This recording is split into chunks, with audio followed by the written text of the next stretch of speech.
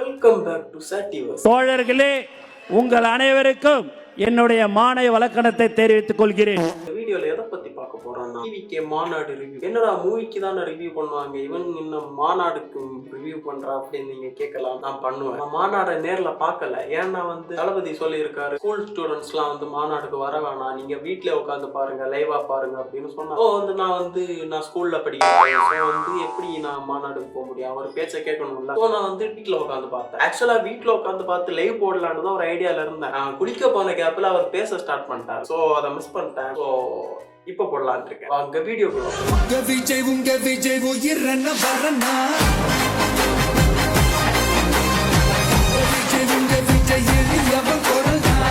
First of all நம்ம எதை பார்க்க போறோம்னா, மாநாடோட ஃபர்ஸ்ட் லுக். ஒவ்வொரு மாநாட்டுக்கும் அவங்க ஒரு கோட்ஸ் வச்சிருப்பாங்க. இதுல எந்த மாதிரின்னா, வாகை சூடும் வரலாறுன்னு போட்டிருக்காரு. வாகை சூடும் வரலாறுன்னு போட்டு அங்க யார் படம் போட்டிருக்காருன்னா, அண்ணா அப்புறம் எம்ஜிஆர் 2 பேர் படம் போட்டிருக்காங்க. எம்ஜிஆர் விட்டுருங்க, கொள்கை தலைவரா காமராஜரை வச்சுக்கிட்டு காமராஜரை தோக்கடிச்ச அண்ணாவை வரலாறுன்னு பேசிட்டு இருக்காரு. என்னையா நீ, என்ன நியாயமா?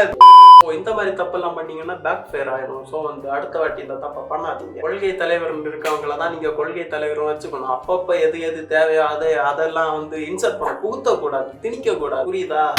அடுத்ததா எதை பார்க்க போறோம்னா, சாங் பெரிய பிளஸ். இந்த மாநாட்டுக்கு எல்லாமே விட்டுருங்க, எல்லாமே ஆவரேஜ்னு வச்சுக்கிட்டாலும் சாங் பெரிய பிளஸ். அண்ணாவுக்கு மூவில மட்டும் இல்ல, ஒரு மாநாடா இருந்தாலும் சரி, கட்சி ஆரம்பிச்சாலும் சரி, கட்சி கொள்கை பாட்டா இருந்தாலும் சரி, எல்லாத்துக்குமே அண்ணாவுக்கு மட்டும் எப்படி அமைதுன்னு தெரியல, அப்படி பக்காவா அமைது ஒவ்வொரு பாட்டும். அந்த பாட்டை போட்டு அண்ணா என்ட்ரி கொடுத்தது, அந்த ரேம்பாக் போட்டது, அதெல்லாம் ஒரு மாதிரி மாசா இருந்துச்சு. ரொம்ப எம்ஜிஆரே தப்பா நினைச்சுக்காதீங்க, கிட்டத்தட்ட அதே தான். எம்ஜிஆர் எப்படி அந்த காலத்துல பண்ணாரோ அதே தான் அண்ணா பண்ணிட்டு இருக்காரு. கம்பேர் பண்ணி பேசலாம், ஆனா தான் உண்மை. அண்ணாவோட என்ட்ரியும் அந்த சாங்கும் சேர்ந்து அந்த அண்ணாக்கு மட்டும்தான் எல்லாத்துலயும் பேங்கரான சாங் மாட்டுது. மாநாடு எதுக்கு நடத்துறாங்கன்னா, அவங்க அவங்களோட கொள்கை கோட்பாடு, அப்புறம் அந்த கட்சி மக்களுக்காக என்ன பண்ண போகுது, என்ன நம்மளோட இதை மக்களுக்கு தெரியப்படுத்தணும், அந்த மாதிரி விஷயத்தான் சொல்லணும். அதான் மாநாடு. ஸோ அண்ணா என்ன சொல்ல போறாரு நம்ம இப்ப பார்க்க போறோம். ஹெட்ஃபோன் வாங்கிருக்கேன், பழசு கேட்கல. சிங்கம், நான் சிங்கம்னது பயன்ட்டேன். அண்ணா லியோ 2க்கு லீடு கொடுக்கறாரு போல அப்படின்னு நினைச்சிட்டேன். அப்புறம் தான் தெரியுது அது நம்ம இன்னொருத்தவங்களுக்கு அண்ணா கொடுக்குற கொட்டு. அவருக்கு தேவைதான். ஒரு நாள் இப்படி பேச வேண்டியது, இன்னொரு நாள் இப்படி பேச வேண்டியது, ஒரு நாள் சப்போர்ட் பண்ணி பேச வேண்டியது, ஒரு நாள் அப்போஸ் பண்ணி பேச வேண்டியது, இந்த மாதிரி எல்லாம் பேசிட்டு இருந்தா அது வேற வாயி, இது நார வாயி. அந்த பச்சோந்தி இருக்குல்ல, பச்சோந்தியை விட கேவலமான ஒருத்தர் தான் இவர். ஸோ இந்த லைன் ஸ்டோரியை கேட்டுட்டு நம்ம எல்லாரும் சேர்ந்து சீமாண்ணா அடிச்சு போட்டுட்டு இருக்காங்க. இந்த மாதிரின்னா சீமாண்ணா செத்து போனது, கெட்டு போனது, இனிவே அவருக்கு தேவைதான். சிங்கத்தோட ஸ்டோரி அந்த அண்ணா சொல்லிட்டார். காட்டுக்கு ஒரே ஒரு சிங்கம் தான், நாட்டு அண்ணா. அண்ணா சிங்கத்தை பத்தி பேசிட்டு நம்ம சிங்க குட்டிகளையும் சிங்க பெண்களையும் பத்தி நம்ம பேசாம இருக்க முடியுமா? சிங்க குட்டிகளையும் சிங்க பெண்களையும் பத்தி பேசுறேன்னு வெறும் வணக்கத்தை மட்டும் சொல்லுவார். வேற எதுனா எக்ஸ்ட்ரா பேசி இருக்கலாம். பிகாஸ் we are also சிங்க குட்டிகள். அவங்களை எப்படி நான் மறப்பேன்? அவங்க தான் என்னுடைய உயிராச்சு, என் நெஞ்சில் கொடியிருக்கும். நேர்ல வர முடியாத சூழல்ல வீட்டுல இருந்துகிட்டே நம்மளுடைய இந்த மாநாட்டுல நேரலை வாயிலாக கலந்துகிட்டு இருக்கிற என்னுடைய அம்மாக்கள், அக்கா தங்கைகள், அண்ணன் தம்பிகள், நண்பர்கள் அனைவருக்கும் என்னோட உயிர் வணக்கம். ஹை பிச்சிலே பேசிட்டு இருக்காரு. டைரக்டா ஜனநாயகன் ஷூட்டிங்ல டைரக்டா வந்துட்டாரு போல. வீரம் விளையும் மாமதுரை மண்ணை வணங்குகிறேன். நான் இந்த மண்ணில் கால் எடுத்து வச்ச உடனே ஒரே ஒருத்தரை பத்தி தான் மனசுக்குள்ள ஓடிக்கிட்டே இருந்தது. அவர் யாருன்னு உங்களுக்கும் தெரிஞ்சிருக்கும். சினிமானாலும் சரி, அரசியல்னாலும் சரி, நமக்கு ரொம்ப ரொம்ப பிடிச்சது புரட்சி தலைவர் எம்ஜிஆர் அவர்கள் தான். அவரோட பழகிறதுக்கு எனக்கு வாய்ப்பு கிடைக்கல. ஆனா அவரை மாதிரியே குணம் கொண்ட என்னுடைய அண்ணன் புரட்சி கலைஞர் கேப்டன் விஜயகாந்த் அவர்களோட பழகிறதுக்கு எனக்கு நிறையவே வாய்ப்பு கிடைச்சது. இங்க அண்ணா இதை சொன்னது ஒரு நல்ல விஷயம். சில பேர் அவங்கள தூக்கி விட்டவங்கள மறந்துட்டு, நான் நானாதான் மேல வந்தேன், தானே செதுக்கிவேன் அப்படின்ட்டு தனக்குள்ளே நான் தான் மேல வந்தேன் அப்படின்னு சுத்திட்டு இருப்பாங்க. பட் அண்ணா அப்படி இல்லை. தூக்கி விட்டவங்களையும் பத்தி பேசி அவங்களாலதான் வந்தேன்ட்டு சொல்றான். So Anna is something different. உண்மையான அரசியல், உணர்வு பூர்வமான அரசியல், நல்ல அரசியல், நல்லவங்களுக்கான அரசியல், நாட்டு மக்களுக்கான அரசியல், நல்லது மட்டுமே செய்யற அரசியல். சிரிக்கிறீங்க, அவர் சீரியஸா பேசிட்டு இருக்காரு. 1967லயும் 1977லயும் நம்ம தமிழக அரசியல் ஒரு மிகப்பெரிய 1967ல தான் நம்ம கொள்கை தலைவரை வந்து தோற்கடிச்சாங்க. அத போய் வரலாறுன்னு பேசிட்டு இருக்காரு. என்னையா 1967ல வந்து காமராஜரை பொய் பிரச்சாரம் பண்ணி தான் தோக்கடிச்சாங்க. 1977ல வந்து இந்த டைம்ல இருந்த ஒரு பொலிட்டிக்கல் இது வந்து வேற. அது வந்து எம்ஜிஆர் வந்தாரு. எம்ஜிஆர் வந்து ஒரு 25 இயர்ஸா வந்து பொலிட்டிக்ஸ்ல இருந்திருக்காரு. எங்க டிஎம்கேல இருந்திருக்காரு. டிஎம்கேல இருந்துட்டு அப்புறமா வந்து வெளியே வந்துட்டு கட்சி ஆரம்பிச்சு 5 வருஷம் கழிச்சு தான் ஆட்சியை பிடிச்சாரு. அண்ணா வந்து 1.5 வருஷம் தான் ஆகுது கட்சி ஆரம்பிச்சு. 1.5 வருஷம், அடுத்து ஒரு 1 இயர் கூட இல்ல. சோ வந்து இந்த ஒரு 2 வருஷத்துல எப்படி ஒரு கட்சி ஆரம்பிச்சுட்டு அங்க வந்து ஆட்சியை பிடிக்கிறதா அப்படின்னு கேட்டா அது ஒரு பெரிய கொஸ்டின் மார்க் தான். யாராலையும் இது வரைக்கும் முடிஞ்சது இல்ல, இனிமையும் முடியுமான்னு தெரியல. அது இல்லாம நம்ம மாநாட்டுல ஒலிக்கிற இந்த குரல் அண்ணாவும் ஸ்கிரிப்ட் பேப்பர் பார்த்து தான் படிக்கிறார். சோ இது ஒரு கெட்ட விஷயம் கிடையாது. நானே ஸ்கிரிப்ட் பேப்பர் பார்த்து தான் படிச்சிட்டு இருக்கேன். சோ ஸ்கிரிப்ட் பேப்பரை பார்த்தும் தப்பா படிக்கிறது தான் தப்பு. நமக்கு வந்து சில விஷயம் நம்ம வந்து பேசணும்னு நினைச்சிருந்தோம், அந்த விஷயத்த நம்ம சில விஷயம் வந்து மறந்துடும். அந்த விஷயத்த தான் நம்ம வந்து எழுதி வச்சு படிச்சுட்டு இருக்கோம். சோ அது எழுதி வச்சோம்னா திடீர்னு ஒரு ஹிண்ட் கிடைச்சாலே போதும், நம்ம வந்து அதை போய் பேசிடலாம். அதையும் சில பேர் தப்பா படிப்பாங்க. யாருன்னு தான் சொல்ல விரும்பல. வந்து ஆட்சியை பிடிப்பாராம். அது எப்படி இவராலே முடியும்? அவராலே முடியல, இவராலே முடியல. அவருக்கு அத்தனை வருஷம் ஆச்சு, இவராலே எப்படி முடியும்ட்டு ஒரு பக்கம். அண்ணாவோட கான்ஃபிடன்ஸ் எனக்கு ரொம்ப பிடிச்சிருக்கு. அண்ணா வந்து பொலிட்டிக்ஸ்ல ஒரு எக்ஸ்பீரியன்ஸ் இல்லாத ஆளா இருந்தாலும் அவரோட இன்ஃபுளுன்ஸ் வச்சுட்டு நம்ம அரசியல்ல வந்து நம்ம அந்த ஆட்சியை பிடிச்சிடலாம் அப்படின்ற ஒரு பயங்கரமான கான்ஃபிடன்ஸ்ல தான் அண்ணா இருக்காரு. அண்ணாவுக்கு வந்து நம்ம வாழ்த்து சொல்லணுமா கேட்டீங்கன்னா வாழ்த்துறதுக்கு வயதில்லை. சோ வாழ்த்தவில்லை. இன்னொரு பக்கம் கூட்டம்லாம் ஓகே தான், அது எப்படி ஓட்டா மாறும் அப்படின்றது இன்னொரு பக்கம். ஆல்சோ இன்னொன்னு வந்து இது வந்து ஒரு பெரிய காமெடியா போயிட்டு இருக்கு. எப்படின்னா வந்து டிவிக்கேல இருக்கவங்க எல்லாம் வந்து ஸ்கூல் பசங்க அவங்களுக்கு வந்து ஓட்டே இருக்காது. இந்த கூட்டத்துக்கு வந்துட்டா இந்த கூட்டம் எப்படி ஓட்டா மாறும் அப்படின்னு கேட்டுட்டு இருக்காங்க. எனக்கு என்ன ஒரு கேள்வின்னா, டிவிக்கேல வந்து ஜாயின் பண்ணவே இத்தனை லட்சக்கணக்கான பேர் வந்து ஜாயின் பண்ணிட்டாங்க. ஓட்டர் ஐடி இருந்தா அதை வந்து ஜாயின் பண்ண முடியும். சொல்ல போனா நானே வந்து கட்சி ஆரம்பிச்ச ஒரு 1.5 வருஷம் இருக்கு. நான் வந்து 1 மாசம் தான் ஆகுது நான் ஜாயின் பண்ணி. ஏன்னா வந்து எனக்கு ஓட்டர் ஐடி கிடையாது, என்னால வந்து ஜாயின் பண்ண முடியல. இப்ப ரீசெண்டா தான் நானே ஜாயின் பண்ணேன். இவனுங்க எந்த மாதிரி ஒரு ஸ்கூல் பையனா இருந்தா அவன் வந்து எப்படி ஓட்டு போட முடியும், அவனுக்கு ஓட்டர் ஐடியா இருக்கு அதெல்லாம் அப்படி கேக்குறாங்க. ஓட்டர் ஐடி இருந்தா போய் ஜாயின் பண்ண முடியும் அப்படின்னு சொன்னாலும் நம்ப மாட்டாங்க. 200 ரூபாய் கிடைச்சதுன்னு இஷ்டத்துக்கு பேசக்கூடாது. 200க்கு ஒரு குவார்டர் வாங்கி அடிச்சோமா போய் தூங்குனோமான்னு இருங்க. பெண் குழந்தைகள், பெண்கள் மற்றும் வயசானவங்களோட பாதுகாப்புல தான் நம்ம பிரையாரிட்டியே. அப்ப நாங்க பாசம் இல்லையா? எல்லாரும் சரி, இந்த ஆளுங்கட்சியா இருந்தாலும் சரி, எதிர்கட்சியா இருந்தாலும் சரி, என்ன பெண்கள் தான் அப்படின்னு ஒரு இதுவை கிரியேட் பண்றீங்க. நம்ம ஆண்கள் ஓட்டு தேவையே இல்லையா? நம்மளும் தானே வந்து ஓட்டு போடுறோம். நம்மளும் தானே மனுஷன் தானே. நம்மளும் கொஞ்சம் கவனிங்களேன். நம்மளுடைய ஒரே அரசியல் எதிரி திமுக தான். அரசியலுக்கு வந்துட்டோம்னா அரசியல்ல இருக்க எல்லாருமே நமக்கு வந்து எதிரி தான். இப்போ வந்து பிஜேபி இதை பண்ணிச்சு, டிஎம்கே இதை பண்ணிச்சு, இவங்க மட்டும்தான் எதிரின்னு சொன்னோம்னா காங்கிரஸ் தான் வந்து ஸ்ரீலங்கால வந்து ஈழத்தமிழர்களை கொலை பண்றது ஹெல்ப் பண்ணி நிறைய விஷயம் வந்து அவங்க தான் காங்கிரஸ் தான் பண்ணி. ஏடிஎம்கே வந்து தூத்துக்குடியில துப்பாக்கி சூட்டுலாம் நடத்தினாங்க. அதெல்லாம் வந்து அதுவும் தப்பு தானே. நம்ம வந்து ஏன்னா டிஎம்கே பிஜேபி இவங்கள மட்டும் ஒன் சைடாடா பேசுறாருன்னே தெரியல. எல்லாருமே தான் தப்பு பண்ணியிருக்காங்க. எல்லா அரசியல் கட்சியும் தப்பு பண்ணியிருக்கு. அவங்க எல்லாரையும் சொல்லணும். இவர் வந்து தனியா நிக்கிறாரா இல்ல வந்து கூட்டணி வைக்கிறாரா அதெல்லாம் முக்கியம் இல்லை. இவர் வந்து எல்லாரையும் வந்து அப்போஸ் பண்ணாதான் வந்து இவர் வந்து ஒரு தனித்தன்மையா தெரிவாரு. அதை விட்டுட்டு இவரும் ஒன் சைடாரா பேசி பிஜேபி ஏடி டிஎம்கே மட்டும் பேசினாருன்னா மற்ற அரசியல் கட்சிக்கு இவருக்கு என்ன டிஃபரன்ஸ் இருக்குன்னு எனக்கு ஃபீல் ஆச்சு. மறைமுக உறவுக்காரர்களான பாசிச பாஜகவும் பாய்சன் திமுகவும் தான். அண்ணாவோட ஸ்கிரிப்ட் ரைட்டர் வந்து இந்த வாட்டி வந்து மாத்திட்டாங்க போல. போன மாநாடு விட இந்த மாநாட்டுல அந்த அண்ணா வந்து நல்லா டயலாக் டெலிவரி கொடுக்குறாரு, நல்லா ரைமிங்கா பேசுறாரு, நல்லா வந்து நல்ல டயலாகா வருது. ஸோ நிறைய கடைசி வரைக்கும் டயலாக் ரைட்டரா வச்சிருந்தாருன்னா பெட்டரா இருக்கும்னு நான் நம்புறேன். மாண்புமிகு பிரதமர் நரேந்திர மோடிஜி அவர்களே 3வது முறையா ஒன்றியத்தோட ஆட்சி அதிகாரத்தை நீங்க தானே கையில வச்சிருக்கீங்க. இல்ல நாங்க தெரியாம தான் கேட்கிறோம். நீங்க ஆட்சிக்கு வந்தது ஒட்டுமொத்த மக்களுக்கும் நல்லது செய்யவா இல்ல நம்மளுடைய இந்த இஸ்லாமிய நண்பர்களுக்கும் இஸ்லாமிய தோழர்களுக்கும் எதிராக சதி செய்யவா? மக்களுக்கு உங்ககிட்ட கேட்கறதுக்குன்னு ஏராளமான கேள்விகள் இருக்குது. அதனால அவங்க சார்பா அவங்கள ஒருத்தனா அவங்களோட ஒரு உண்மையான ஒரு பிரதிநிதியா உங்ககிட்ட சில கேள்விகள் கேட்கணும். மிஸ்டர் பிரைம் மினிஸ்டர் அவர்களே, நம்ம தமிழ்நாட்டு மீனவர்கள் கிட்டத்தட்ட ஒரு 800 பேருக்கு மேல இலங்கை கடற்படையால தாக்கி அழிக்கப்பட்டிருக்கிறாங்க. அதை கண்டிக்கிறதுக்காக உங்களை பெருசா எதுவும் செய்ய சொல்லல, சின்னதா ஒண்ணு மட்டும் செஞ்சு கொடுங்க.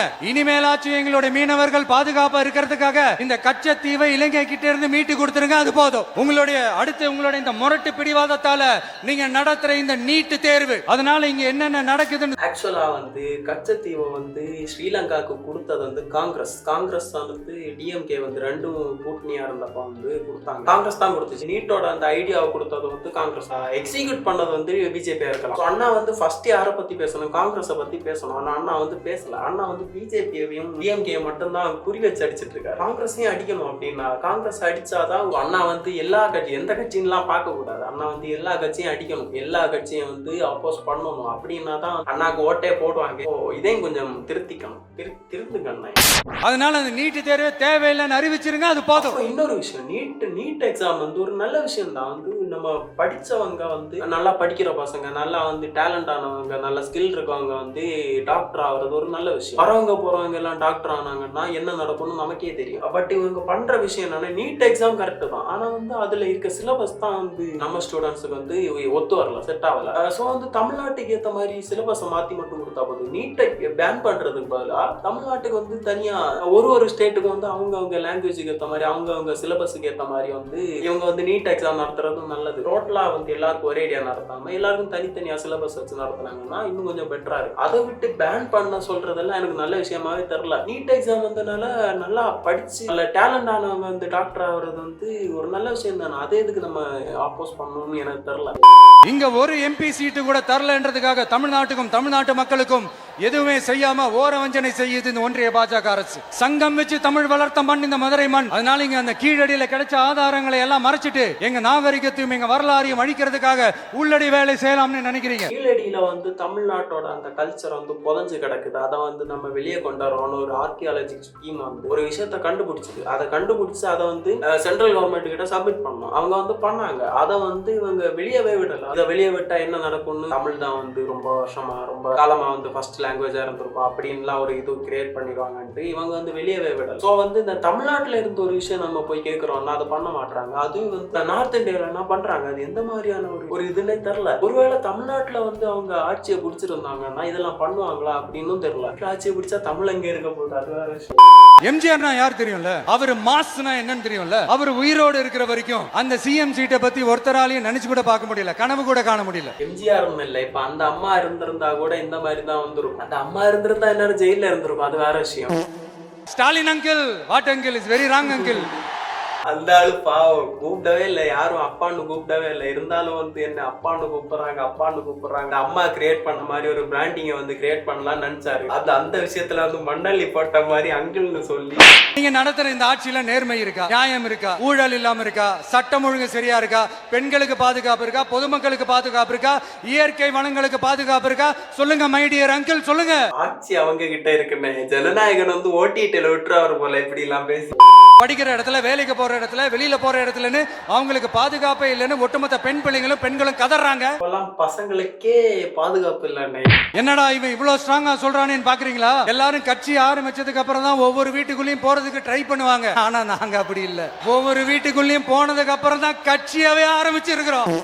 ஒரு நல்ல பாயிண்ட். நிறைய பேர் வந்து விஜய் என்ன பண்ணிட்டாரு, விஜய் வந்து என்ன பண்ணாரு அப்படின்னு நிறைய பேர் கேட்டு, மற்ற கட்சிக்காரங்க ஆட்சியில் இருக்கவங்க பண்ணாத விஷயத்த கூட விஜய் ஃபேன்ஸை வச்சு, விஜய் மக்கள் இயக்கத்தை வச்சு வந்து பண்ணியிருக்காரு. நிறைய விஷயம் பண்ணியிருக்காரு. நம்ம ஸ்டேட்டுக்கு மட்டும் இல்லை, அதர் ஸ்டேட்ஸுக்கும் பண்ணியிருக்காரு. இந்த மாதிரி வந்து எதுவுமே தெரியாம ஒரு குரூப் இருக்கு, எதுவுமே தெரியாது அவங்களுக்கு, என்ன நடந்துச்சு என்ன நடந்துட்டு இருக்கு எதுவுமே தெரியாது. எதுனா ஒண்ணு பேசணும், சபையில பேசணும்னே பேசுவீங்களாடா, அந்த மாதிரி தான் அவங்க வந்து பேசிட்டு இருப்பாங்க. அவங்க கிட்ட போய் 10 வருஷத்துக்கு முன்னாடி யாரு சிஎம் இருந்தான்னு கேட்டு பாருங்களேன், தெரியாதுன்றவாங்க. வேணா கலைஞர் சொல்லுவாங்க விட்டா. அந்த அளவுக்கு தத்தி கூதியானுங்க எல்லாரும். நம்ம கட்சியினுடைய வேட்பாளர் பட்டியலை இப்ப அறிவிக்க போறேன். மதுரை கிழக்கு விஜய், மதுரை மேற்கு. பார்லிமெண்ட் எலெக்ஷன் இருக்குல்ல, அதுல வந்து ஒரே ஆள் வந்து 2 இடத்துல நிக்கலாம். இந்த ராகுல் காந்தில 2 இடத்துல நின்னாரு, இந்த பிரியங்கா காந்தி வந்து 2 இடத்துல நின்னாங்க. அது மாதிரி வந்து இந்த எலெக்ஷன்ல வந்து இருக்குமோ அப்படின்னு நினைச்சிட்டு, ஒருவேளை ஒரிஜினலாவே வந்து மதுரையில 2 தொகுதியில அவர் நிக்கிறாரு அப்படின்னு நினைச்சேன். அப்புறம் தான் போகதான் தெரியுது, 234 தொகுதியில இவர் தான் நிக்கிறாரு. இது ஒரு நல்ல ஸ்ட்ராட்டஜி இவர் இப்ப சொன்னது. இன்னொரு விஷயம் இவர் பண்ணாருன்னா நல்லா இருக்கும். எல்லா தொகுதியிலையும் வந்து விஜய்னு பேர் இருக்கவங்க ஒருத்தவங்களை வந்து கேண்டிடேட்டா நிறுத்தினா இன்னும் கொஞ்சம் நல்லா இருக்கும். அப்படின்னா நான் வந்து 233வது தொகுதியில நான் தான் அனுப்பேன். என்ன சிரிக்கிறேன்? At this moment, among this August gathering, I want to open my heart and say, I enjoy people, I respect people, I worship people. ஃப்ளூயண்டா இவ்வளவு இங்கிலீஷ் பேசுறாரு, உங்க ஆளை வந்து பேப்பர் பார்க்காம கொஞ்சம் ஃப்ளூயண்டா தமிழ்ல பேச சொல்லுங்களேன். பேப்பர் பார்த்தே உங்க ஆள் வந்து தத்தகா புத்தகன்னு தான் படிக்கிறாரு. பேப்பர் இல்லாம எப்படி? இவ்வளோதான் வந்து மெயினாக ஹைலைட் ஆன விஷயம். அதுக்கப்புறம் வந்து ஏதாவது நல்லதாக பேசுவார், ஏதாவது வந்து இம்பார்ட்டண்டான விஷயம், கரண்ட் இஷ்யூ வந்து பேசுவாருன்னு நினச்சா அவர் வந்து எதையுமே பேசல. அவர் வந்து முடிஞ்சு போன விஷயத்த, முடிஞ்சு போன அந்த ஒரு சென்சிட்டிவான விஷயத்த கூட இங்கே பேசலை. எதனாலன்னு தெரில. கவினோட விஷயம் பற்றி பேசல, அப்புறம் வந்து அஜித் குமாரோட அந்த இஷ்யூ பற்றி பேசல, இந்த சானிட்டரி ப்ரோட்டஸ்ட் நடத்துகிறாங்க அவங்களோட இஷ்யூ பற்றி பேசல, எதை பற்றியுமே பேசல. இவர் வந்து ஸ்டாண்டப் காமெடி பண்ணிட்டு இந்த மற்ற கட்சியை வந்து அட்டாக் பண்ணிட்டு போன மாதிரி தான் எனக்கு ஃபீல் ஆகுது. மற்ற கட்சியை அடிச்சுட்டு வந்து இந்த ஏடிஎம்கே கட்சியை மட்டும் அடிக்காம ஏடிஎம்கே கட்சியில இருக்கவங்களோட ஓட்டை வந்து பிரெயின் வாஷ் பண்ணி எம்ஜிஆரோட பேரை சொல்லி எம்ஜிஆரோட இன்ஃப்ளூயன்ஸை யூஸ் பண்ணி நம்ம வந்து அந்த ஓட்டெல்லாம் பிடிச்சிடலாம் அந்த மாதிரி பேசுற மாதிரி தான் எனக்கு ஃபீல் ஆச்சு. எம்ஜிஆர் வந்து அவருக்கு இன்ஃப்ளூயன்ஸ் இருக்குதான், அதே சமயம் வந்து அவர் கொஞ்சம் எக்ஸ்பீரியன்ஸ் ஆனாள். அந்த டிஎம்கேல வந்து 25 வருஷம் இருந்திருக்காரு, எக்ஸ்பீரியன்ஸ் ஆனாலும். அப்புறம் வந்து 5 வருஷம் அவர் சொந்த கட்சியில இருந்திருக்காரு. 25-30 இயர்ஸ் வந்து அவருக்கு எக்ஸ்பீரியன்ஸ் இருக்கு. அவர் வந்து ஆட்சியை பிடிச்சாரு, ஈஸியா பிடிச்சாரு. அந்த மாதிரி அண்ணாவும் ஈஸியா பிடிச்சிருவாரா அப்படின்னு கேட்டீங்கன்னா அண்ணாவால முடியாதுன்னு தான் நான் சொல்லுவேன். அண்ணா வந்து அந்த விஷயத்தெல்லாம் பத்தி, அந்த இஷ்யூ எல்லாம் பத்தி பேசி இருக்கலாம், பேசுறதுக்கு சான்ஸ் இருந்தும் ஹி ஃபெயில்ட். அந்த மாதிரி தான். ஏதோ வந்து ஆக்சுவலா ஸ்டாண்டப் காமெடி மாதிரி தான், ஸ்டாண்டப் காமெடி மாதிரி தான், ஒரு ஸ்டாண்டப் காமெடி மாதிரி தான் பண்ணிட்டு போனார். சிம்பிளா சொல்ல போனோம்னா சீமான் இருக்காரு, சீமான் மாதிரி தான் அண்ணன் பேசிட்டு போன மாதிரி எனக்கு ஃபீல். சீமான் கொஞ்சம் கதையை போட்டு உருட்டுவாரு, அண்ணா வந்து தேவைப்படுற விஷயம் வந்து பேசல. வந்து கூட்டணி வச்சாலும் தப்பு தான், கூட்டணி வைக்கலனாலும் எதுவும் பண்ண முடியாது. ஸோ வந்து அதுக்கேற்ற மாதிரியான ஆளுங்களை வந்து கூட்டணி வச்சுக்கிட்டு இது எலெக்ஷனை சந்திக்கிறது வந்து நல்ல விஷயம். அந்த விஷயத்த வந்து அண்ணா பண்ணாருன்னா வந்து மேபி பெட்டரா, ஆட்சியை பிடிக்க முடியலனாலும் டஃப் கொடுக்கறதுக்கு வாய்ப்பு இருக்கு. எதுக்கு வந்து அதை வந்து ட்ரை பண்ணலாம். மற்றபடி வந்து அண்ணாக்கு வந்து பொலிட்டிக்கல் நாலேஜ்னு சொன்னோம்னா அண்ணாக்கு என்ன விட பொலிட்டிக்கல் நாலேஜ் வந்து கம்மி தான் சொல்ல போனா. அதை சொல்ல போனா வந்து அண்ணா எந்த அளவு பொலிட்டிக்ஸ் உள்ள போயிருக்காருன்னா ஒரு 1.5 இயரா தான் வந்து அரசியலுக்குள்ள இருக்காரு. தலைவா ரிலீஸ் ஆனதுல இருந்து வந்து அவர் வந்து அந்த ஒரு ஹிண்ட் கொடுத்துட்டே தான் இருந்தாரு. ஒவ்வொரு படத்துக்கும் வந்து அரசியல வரப்போற மாதிரி ஓப்பனா கொடுக்கல, டைரக்டா கொடுக்கல, இன்டைரக்டா ஹிண்ட் கொடுத்துட்டே தான் இருந்தாரு. அரசியல வந்து கெயின் பண்ணிருக்கலாம். அதை விட்டு சினிமா மட்டுமே மெயின் பண்ணிட்டு இருந்தனால இவருக்கு வந்து அரசியல் அவ்வளவு நாலேஜ் வரல. இப்ப இந்த 1.5 இயர்ல கொஞ்சம் வந்திருக்கு. ஆனா அந்த இது வந்து பத்தாது. இந்த சிஎம் ஆகிற அளவுக்கு எல்லாம் இந்த நாலேஜ் வந்து பத்தாது. அட்டாக் பண்ணிட்டு இந்த சீமான் மாதிரி அட்டாக் பண்ணிட்டு சுத்திட்டு இருந்தோம்னா நமக்கு வேலைக்கே ஆகாது. நம்மளும் வந்து கெட்டு போனது செத்து போனது மாதிரி ஆக வேண்டி இருக்கும். லைக் சீமான் இப்பதான் பிரைட் ஆரம்பிக்கிறான். ஜோக்ஸ் அப்பார்ட் 233 சீட்ஸ் வந்து டிவிக்கே தோத்தாலும் ஒரே ஒரு சீட் வந்து கண்டிப்பா ஜெயிக்கும். இது வந்து எங்க இந்த கல்வெட்டுல வேணாலும் எழுதி வைக்கிறோம். அண்ணா நிக்கிற அந்த சீட்டை மட்டும் அண்ணா ஜெயிக்கிறதுக்கு 100% வாய்ப்பு இருக்கு. ஸோ விஜய் அண்ணா நிக்கிற அந்த சீட்டை வந்து விஜய் அண்ணாக்கு தான். இப்போ அண்ணா வந்து ரொம்ப தைரியமான ஆளு, ரொம்ப கான்பிடென்டான ஆளு. ஸோ வந்து அண்ணா வந்து என்ன பண்ணலாம்னா ஸ்டாலின் நிக்கிற அந்த தொகுதியில வந்து அண்ணா நின்று ஜெயிச்சு காட்டலாம். ஸோ இந்த மாநாடு வந்து ஒரு ஒரு கதை இல்லாத ஒரு மூவி பார்த்த மாதிரி, அது லைக் லியோவோட செகண்ட் ஹாஃப் பார்த்த மாதிரி தான் இந்த மாநாடு வந்து ஃபீல் ஆச்சு. ஸோ இது ஒரு பிலோ ஆவரேஜான ஒரு மாநாடு. ஒன்லி பாசிட்டிவ் இஸ் சாங்கும் அப்புறம் வந்து அந்த பாக்ஸ் ஆஃபீஸ், அதாவது வந்து க்ரௌட் எவ்வளோ வந்திருக்குன்னு உங்களுக்கே தெரியும். எம்ஜிஆருக்கு அப்புறம் ஒரு நடிகருக்காக எவ்வளோ கூட்டம் கூடிச்சுன்னா அது வந்து அண்ணா தான். ஸோ வந்து இவரும் எம்ஜிஆர் மாதிரி ஆகிறதுக்கு வாய்ப்பு இருக்கு. பட் அதுக்கு எவ்வளோ ஒரு மோர் தேன் 10 இயர்ஸ் ஆகிறதுக்கு கூட வாய்ப்பு இருக்கு. ஸோ அண்ணா வந்து விடாம ட்ரை பண்ணிட்டே இருந்தாருன்னா ஃபியூச்சர்ல வந்து அண்ணா வந்து கண்டிப்பா சிஎம் ஆவார். ஸோ இவ்வளோதான் இந்த வீடியோ. உங்களை நான் இன்னொரு வீடியோல ஒரு நாள் வந்து உங்களை நான் சந்திக்கிறேன். Until we meet again. Bye bye.